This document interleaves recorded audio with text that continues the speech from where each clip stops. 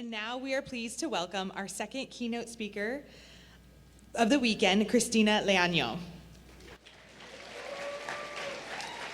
Christina serves as Associate Director and Senior Director of Movement Building and Eco-Conversion of the Laudato Si Movement, a global movement mobilizing the Catholic family worldwide to turn Pope Francis's encyclical letter, Laudato Si, on care for our common home, into action for climate and ecological justice. She brings over 25 years of leadership on social and environmental justice issues in various nonprofit and educational settings. Christina is also a retreat leader and meditation teacher who is passionate about exploring the intersection of spirituality and social and ecological justice. She grounds her programs in her training in Christian and Buddhist contemplative practice, mindfulness, mindful self-compassion, and forest therapy. Let's give a warm IFTJ welcome to Christina Leaño.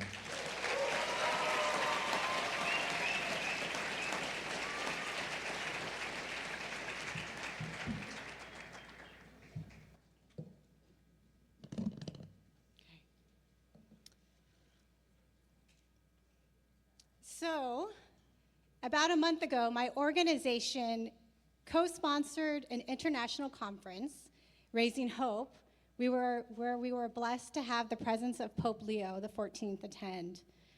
Unexpectedly, I was asked to co-host parts of the conference, which included the pre-show before the Pope's arrival.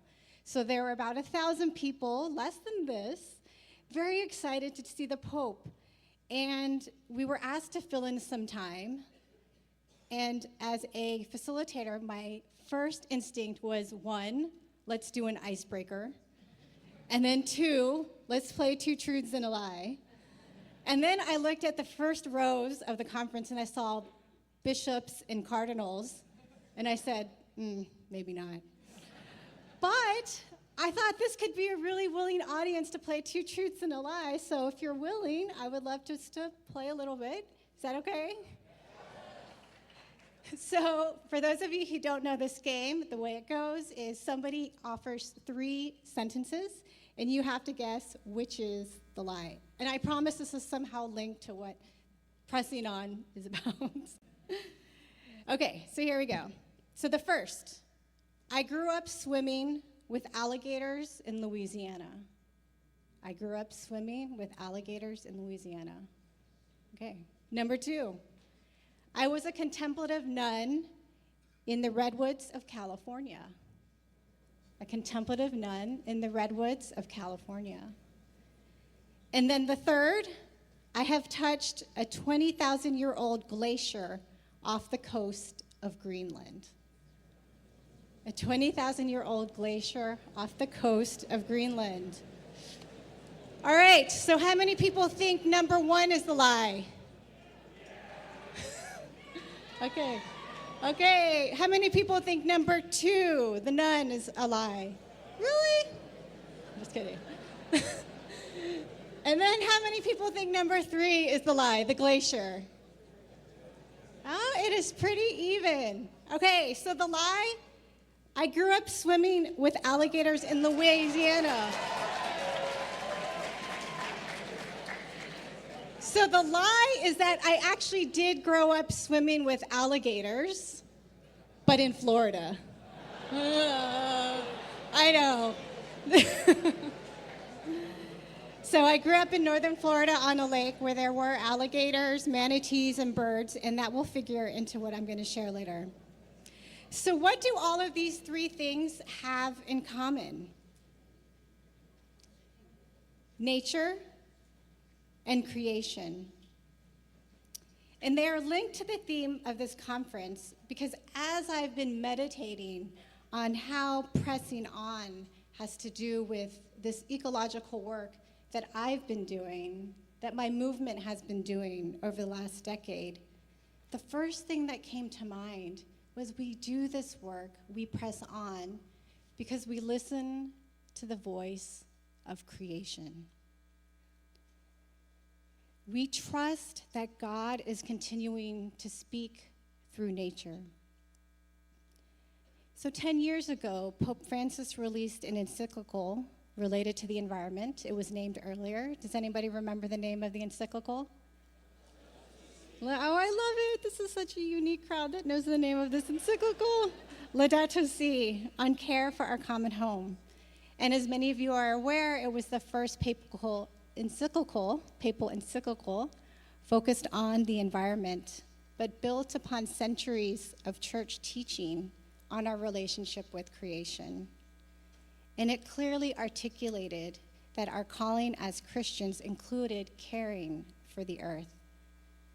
And it also lifted up the spiritual dimension of the ecological crisis, naming that at the root was our interior emptiness that we often try to fill through our unhealthy consumption habits and exploitation of the earth and other humans.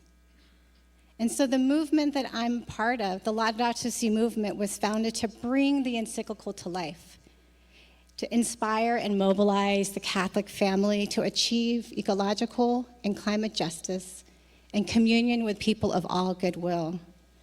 And we have a holistic approach.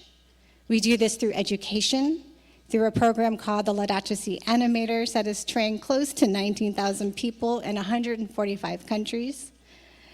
We do this through sustainability initiatives by supporting a Vatican-initiated project called the Laudato Si Action Platform that has, to this date, engaged over 4,000 institutions in 150 countries on working towards full sustainability. We also do this through advocacy, which we all know is needed. The ecological crisis cannot be solved simply by recycling. We need to get to the roots. We need to change systems. We need to advocate towards governments. And so, just like you'll be doing on Monday, some of the work we do is linked to addressing those systems. So for instance, we've coordinated faith-led divestment announcements, which have led Catholic institutions, some of them like your own, to publicly announce and give witness to the removal of investments from supporting fossil fuels. 86% of climate change is caused by fossil fuel pollution. And so to pull the financial and moral license of the fossil fuel industry is essential. And so to this date, over 360 Catholic institutions, including 75 dioceses, have already pledged to divest, shifting dozens of billions of dollars away from the fossil fuel industry. So in all this work, education, sustainability, advocacy, it's all rooted in listening to creation. In the encyclical Laudato Si, Pope Francis invites us to understand that the contemplation of creation allows us to discover in each thing a teaching which God wishes to hand on to us. Since for the believer, to contemplate creation is to hear a message, to listen to a paradoxical and silent voice. As St. Augustine, St. Bonaventure, and so many others have taught throughout church history, God wrote 2 sacred books, the book of Scripture and the book of nature. And both books communicate God's cry to us, message to us. And sometimes nature communicates creation's cry. And that's the foundation for our movement 10 years ago. So I want to share this story, and I invite you to look for themes of pressing on throughout the story. So it begins with an Argentinian young man, he was in his late 20s, who was visiting the Philippines. It was 1 year after the country had been hit by one of the strongest and deadliest typhoons or hurricanes ever to make landfall on Earth. Typhoon Haiyan killed over 6,000 people and forced millions of people to flee their homes.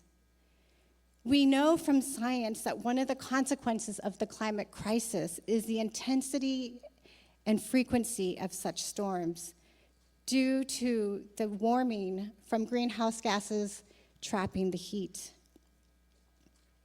So at the time, Tomas was working at Google in Southeast Asia, and he was visiting the Philippines on tour with his wife. But at that moment, 1 year after that typhoon had hit, the destruction in the country was still visible. Their wooden homes were demolished, trees were still uprooted, debris was scattered everywhere. And he knew that in that very place he was standing, people had died.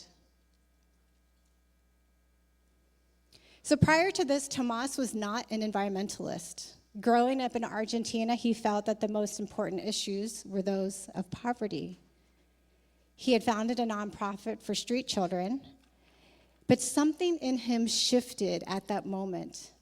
He could feel in his broken heart that the injustice facing the most vulnerable was not just economic, but was also environmental. Ecological and social issues were interlinked. So he knew that he had to do something about the climate crisis that was devastating millions of people. And so what did he do? He asked himself, who am I connected to? What networks am I a part of? How can I make a difference? And he thought, I'm Catholic, and the Catholic Church could potentially have a lot of power. So Tomas went home and he made a bunch of phone calls and sent a lot of emails to institutions and people, most of them he didn't know. And he kept on asking for people to connect around this issue of environmental injustice. One of those groups was here, the Franciscan Action Network, and I was told by one of the staff members that eventually they talked to Tomas because they said, Patrick, we have to talk to him. He keeps on emailing us, calling us. We might as well just give this young man some space. And so finally, people responded to his emails. They had Skype calls. Strangers became colleagues. Colleagues became friends. And they founded the Global Catholic Climate Movement in 2015, knowing that Pope Francis was also going to be releasing Laudato Si several months later. And so in January 2015, the Global Catholic Climate Movement was founded in the Philippines with Cardinal Tagle, who was then the Cardinal of Manila, at that time giving a founding statement to Pope Francis when he visited the country. It was in the very place that inspired what we call an ecological conversion for Tomas. So what is this ecological conversion? It's a term coined by St. John Paul II in 2001, and it's about a transformation of hearts and minds towards greater love of God, ourselves, each other, and creation. And it's a process of acknowledging our contribution to the social and ecological crisis and acting in ways that nurture communion, healing, and renewal for our common home. In Laudato Si, Pope Francis reminds us that we all need this ecological conversion, whereby the effects of our encounter with Jesus Christ become evident in our relationship with the world around us. And so we press on because we know the climate crisis is continuing to get worse. And this was reflected in Pope Francis's follow-up message 8 years after the release of the encyclical, where he mourned that the response of the climate crisis was inefficient. He said, despite all attempts to deny, conceal, gloss over, or relativize the issue, the signs of climate change are here and increasingly evident. So we have several staff members in the Philippines, and just this week I was talking to one of them because she said she and her staff are dealing with a lot of climate anxiety after having just experienced the 26th typhoon in their country this year. 26. She told me, Christina, my emergency bag continues to grow. We continue to need more supplies in case we have to evacuate. So she was saying it was a backpack, but now it's like this big duffel bag. And it made me realize that many of us, especially those who are contributed the least to the problem, are shouldering the burden and the anxiety and the fear. And so we press on by allowing our hearts to break. Pope Francis said, our goal is not to amass information or to satisfy curiosity, but rather to become painfully aware, to dare to turn what is happening to the world into our own personal suffering, and thus to discover what each of us can do about it.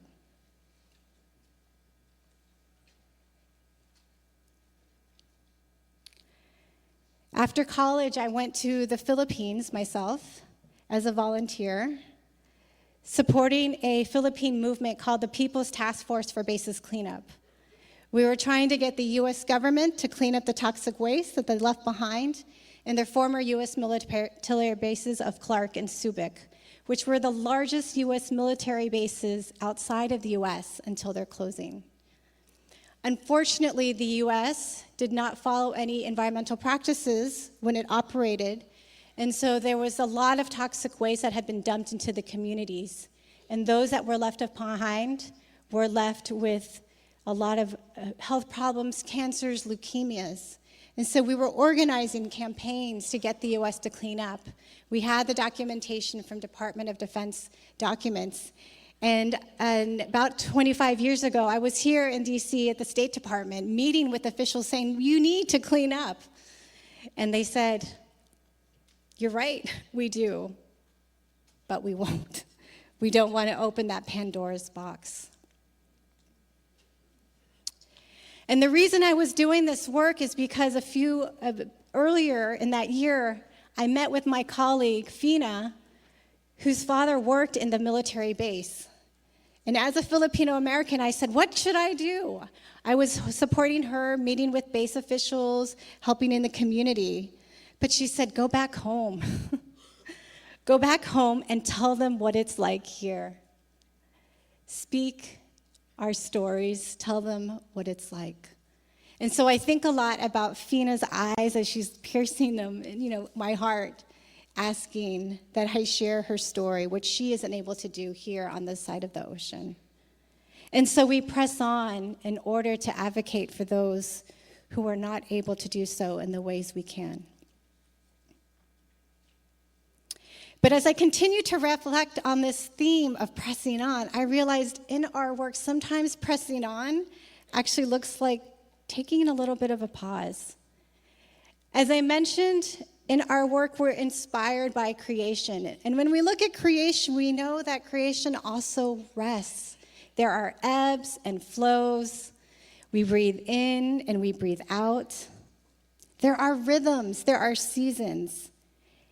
And Pope Francis said that sometimes we need to slow down and look at reality in a different way. He further said, we tend to demean contemplative rest as something unproductive and unnecessary. And I know as a younger activist, I definitely felt that things were too urgent. We had to keep going, keep going, keep going. But Pope Francis mentions we are also called to include in our work a dimension of receptivity and gratuity, which is quite different from mere inactivity. Rather, it is a way of working which forms part of our very essence.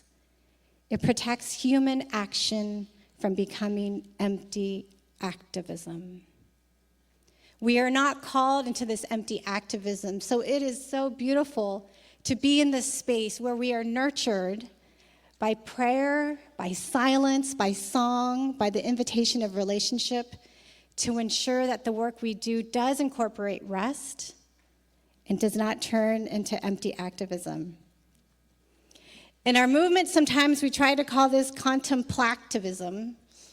It's really, or contemplation. It kind of sounds like a platypus, but it's not. But it is a mix of terms. But it's this invitation, and it's a challenge to both be a contemplative, and I know that's part of the Ignatian tradition, to be contemplatives in action, but also to be activists, to continue to move. Because in the long run, we do need that balance. We are humans. We need rest, and we need to know what is mine to do and when is it to do it.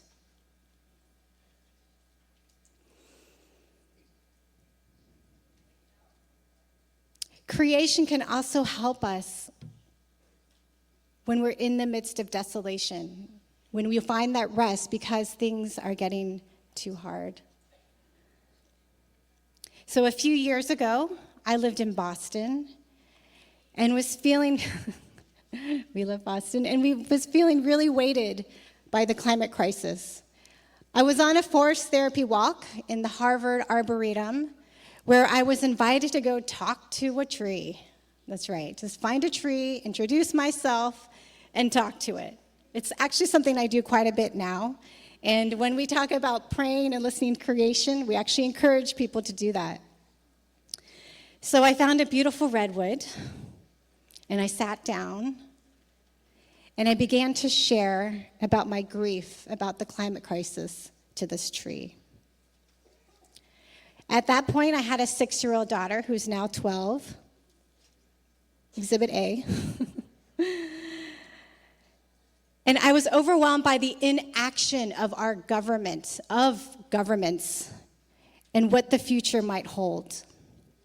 And so as I leaned against the bark of the tree and allowed my tears to fall and just rested, I looked up and I saw branches. And I also imagined a turkey, which is not what I was expecting. And it brought me back to an image, and this is one of my truths, of when I was a contemplative nun in the ancient redwoods of California.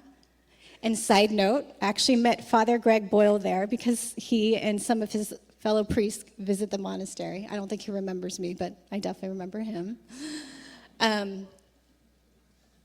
There isn't a lot to do in a monastery that's silent. There are days when you only speak a couple hundred words. And often we just talk about animals and the scat and the animal poop we saw. And so we watched the animals quite a bit. And that was where I discovered that turkeys fly. I had no idea. I was sitting in the dining room, eating my dinner silently, and I saw this big mass all of a sudden float across the window. I didn't know what it was, and then I saw another one do it, and I realized it was a turkey. So the turkeys, they fly just a little bit. It was probably about 50 feet, and it landed on the lowest branch of a tree, and then it continued to hop up to a higher branch, and then another branch, and a higher branch, and another higher branch, until it was at the top. And I realized that turkeys do that in order to protect themselves from becoming victims to bobcats or mountain lions. So this image of turkeys, a turkey flying branch by branch, came to me in my grief while I was there in Boston leaning against this redwood tree. And I heard the tree say, "Christina, just go branch by branch. This climate crisis is huge, but all you have to do is go branch by branch. Do what is yours to do." And I wouldn't have heard that if I hadn't listened to the voice of creation, because God is speaking to us through nature all the time. Pope Francis says, nature is filled with words of love, but can we stop and listen to them?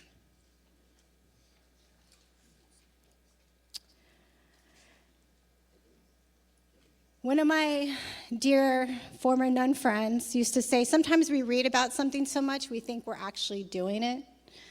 And this is the case where sometimes we're listening to something we think we're actually doing it. So I wanted to take a moment in this time just to meditate briefly on creation, inspired by this phrase from Pope Francis, where he said, "The entire material universe speaks of God's love, his boundless affection for us. And the history of our friendship with God is always linked to particular places which take on an intensely personal meaning. We all remember places, and revisiting those memories does us much good.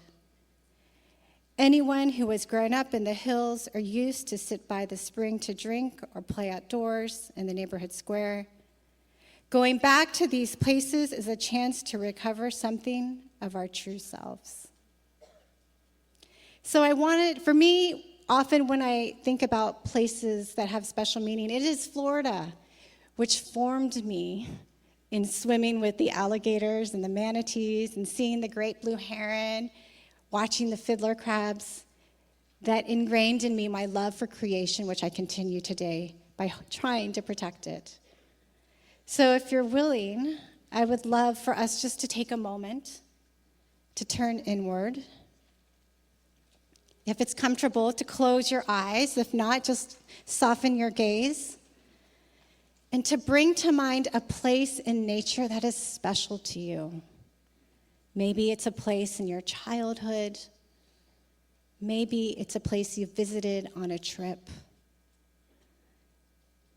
Don't worry about finding the perfect place, but bring to mind as vividly as possible this place in nature. Seeing if you can notice what sounds are present.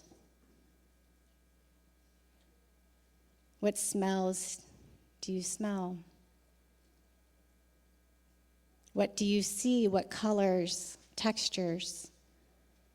What does the sun look like? And imagine that God is present here in this moment, in this place, desiring to talk to you and offer a message. And even in this brief time, see if anything arises. Knowing that God speaks to us. Nature is filled with words of love.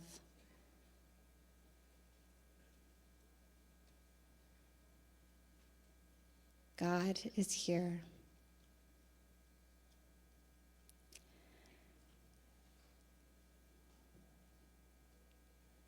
And as we move from this meditation, I invite you to wiggle your fingers and open your eyes. And if you like, you can say out loud the place that you visited, the beach.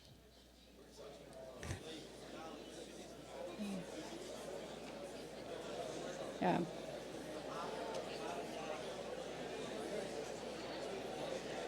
How many of you were able to hear in that glimpse maybe something from creation? Anybody? Yeah. It was brief, and we're here in the middle of a conference room in a hotel in Washington, D.C., but creation is speaking. God is speaking through creation. And so we press on by taking time to listen to the message in creation, to hear this voice of God, both through the cry and the song of creation.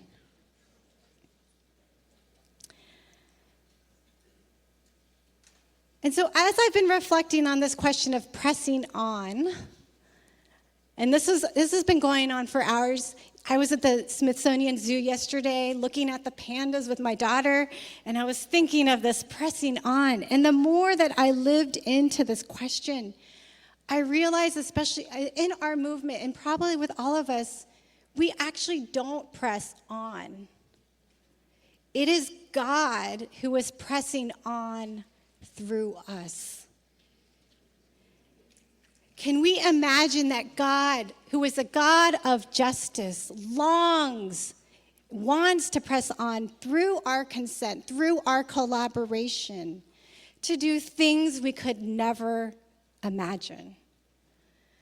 So I'd like to share this photo of an iceberg and Pope Leo.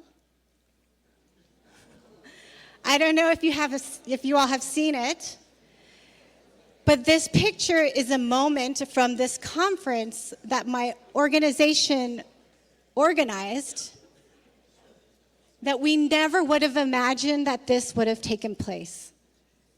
I'm telling you some secret information. It wasn't as organized as this amazing conference. We should give a hands up to ISN. They've been doing this. They do an amazing job.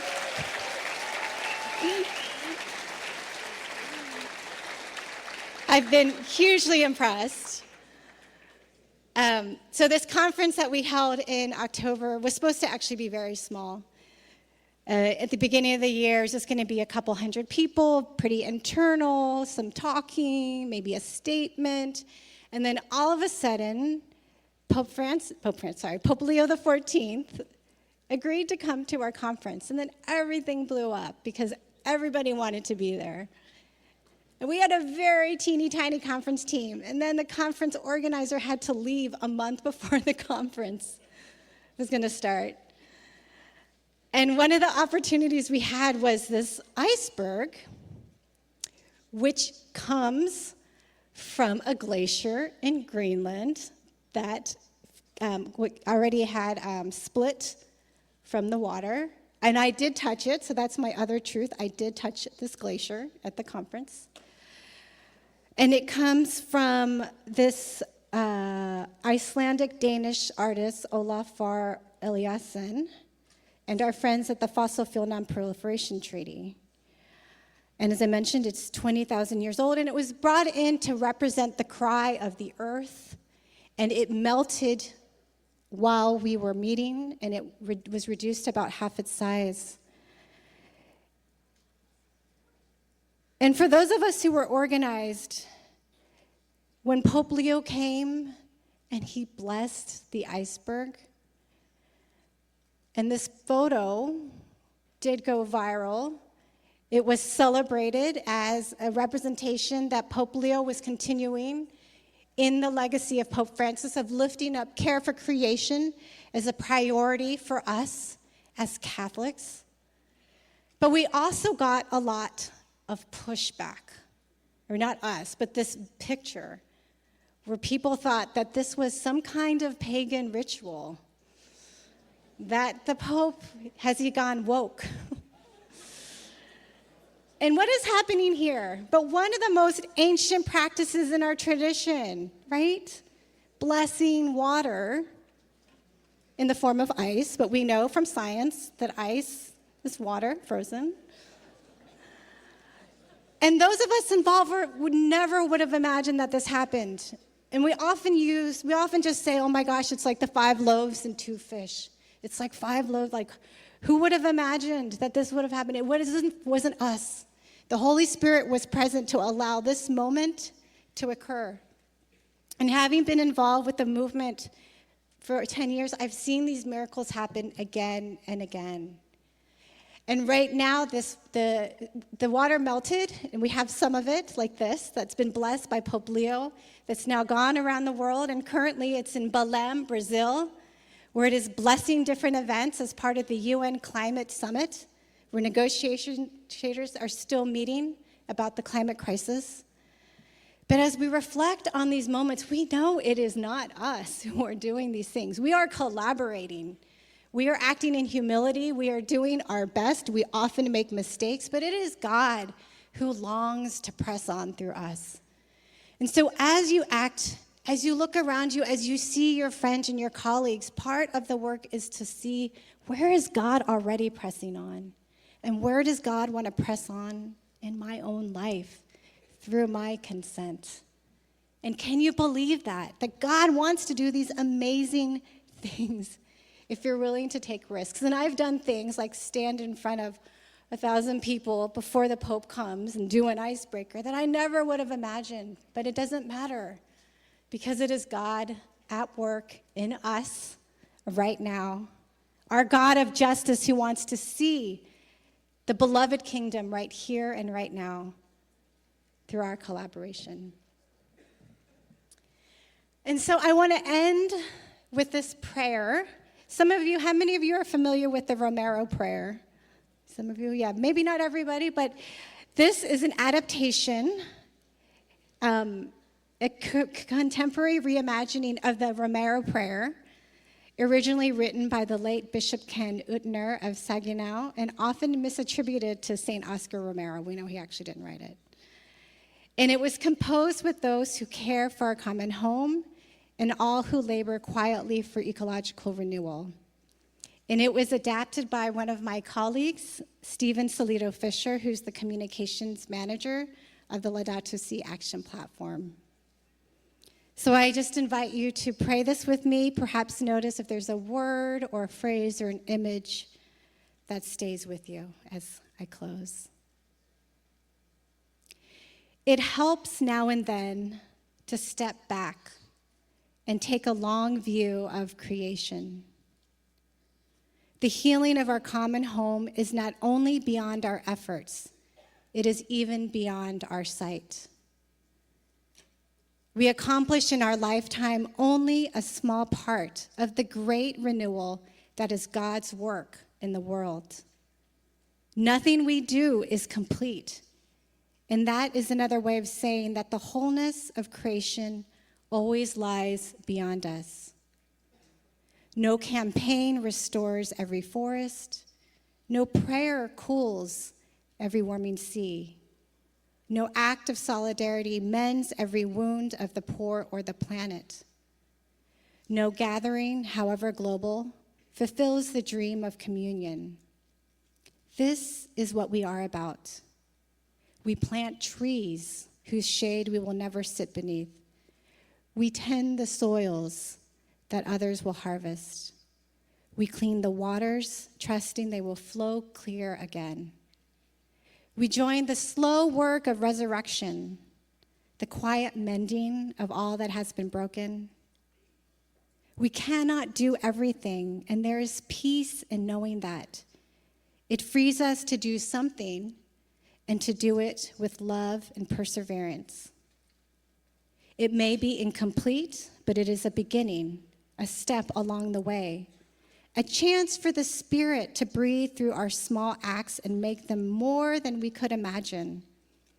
We are sowers, not saviors, caretakers, not creators, pilgrims on the beautiful, wounded earth, walking together toward restoration, trusting that God makes all things new.